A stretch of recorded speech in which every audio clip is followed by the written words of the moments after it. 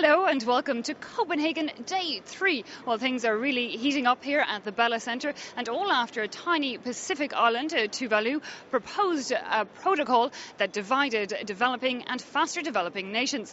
Yes, indeed, climate change can cause conflicts. And we're actually going to bring you now straight to Burkina Faso, where our correspondent Emmanuel Soji shows you how there's already some battles for diminishing land resources. It's a first for this area of Burkina Faso. Farmers, herders and local community leaders have come to work together. A group that's more used to long-standing tensions, keeping them apart. Because of climate change, there's a lot less water. It doesn't rain like it used to. Grass doesn't grow like before. All of that creates problems. Here, pasture land is becoming an ever more prized commodity thanks to increasing drought, and that can lead to strained relations between neighbouring communities. Now, specially trained conflict mediators are being deployed to help farmers avoid disputes through role-play and education. First, everyone needs to learn about their own rights and responsibilities in their own language. Often people don't know the rules. Not many people here can read or write, so one thing we've done is to start literacy classes. At this session, it's clear the old habit of playing down arguments won't fade easily. The community chief playing the role of referee prefers not to talk about specific conflicts. We don't have problems here. We sort things out between ourselves, herders and crop farmers. If a crop farmer loses his head, he gets fined. But many crop growers say that attitude needs to change. They're fed up of seeing their livelihoods destroyed by other farmers' cattle. There's not enough land, not enough rain. We need more fertile land. That's why we don't get on very well. And we have problems with the herders all the time because their animals stray. We talk to them, but it makes no difference. Herders, meanwhile, point the finger at the farmers, saying they insist on planting crops in the middle of animals' migration routes. We do fight. Sometimes we come to blows. And that's precisely the kind of situation the conflict workshops are hoping to minimise in the future. And with the sessions being broadcast nationwide on the radio, organisers hope to spread the message even further.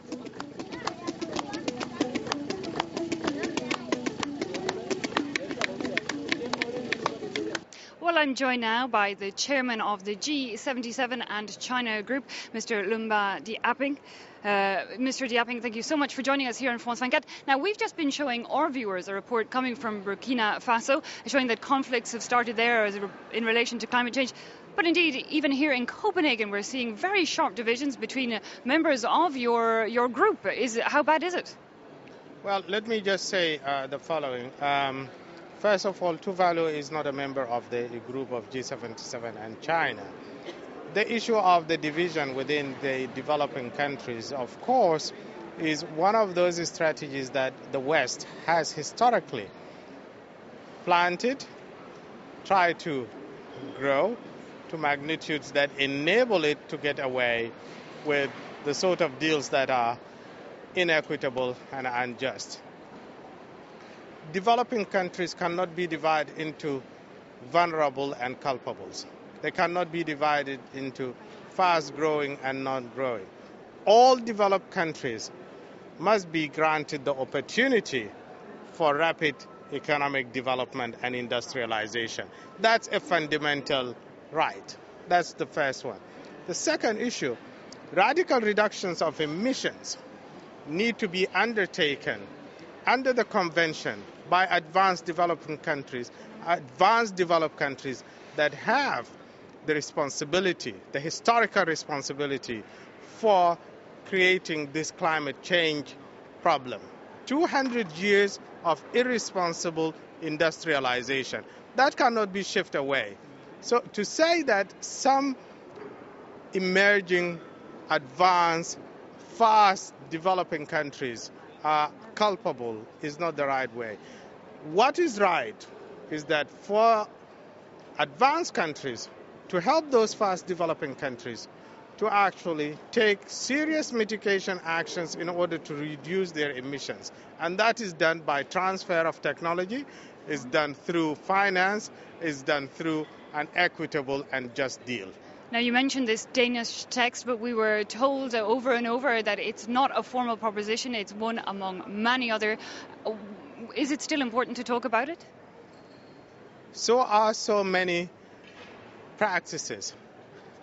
In power and in economic power, these informal processes overtake the formal processes. And by doing that, they deny developing countries the right to participation, right for voice, and right to be heard, and for their interests to be part and parcel of a successful, just, and equitable deal in Copenhagen.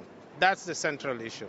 And was this, we were told this morning that the president of this summit would meet with the African group. Was this cleared up a bit today?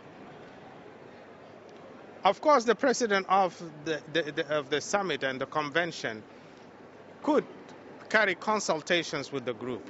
There are two central issues with regard to the negotiations. We have a secretariat that is bent on pushing its own agenda. This is the only conference where a secretariat of the conference make major decisions on process without consultations with member states. In the UN tradition, the parties do plan and decide everything, from the title, the minutes that each state takes to speak, etc., etc. Mr. Diaping, thank you so much for joining us here on France 24. Well, we're going to bring you now. We had Frans van Kat's Gulliver Crag basically went into the shadow of delegates here from the Democratic Republic of Congo. So you'll see what a day is like when you're a negotiator at these talks. José Ndondo, Environment Minister for the Democratic Republic of Congo, has come to Copenhagen early.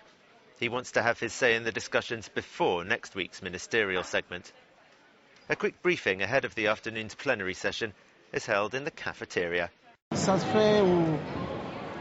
We just improvise. You know, we're talking here about adaptation to climate change. We've also got to adapt to the conditions here, because you have to be quick. You have to react quickly to things here. You don't hang about. Today, African countries need to react to the storm that's erupted over the Danish Prime Minister's draft text.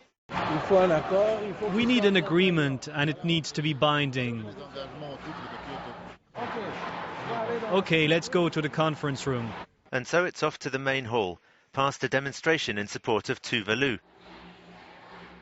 And it turns out the plenary session is still suspended due to Tuvalu's objections.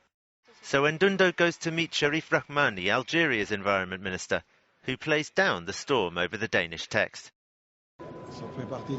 It's part of the process of negotiations. You can't have a negotiating process that goes on as long as this one without the occasional flare-up. Part of the process or not, the Danish government is under increasing pressure. And this meeting takes place strictly behind closed doors. Well, that's it for day 3 from Copenhagen, but join us again tomorrow for all that's happened in day 4.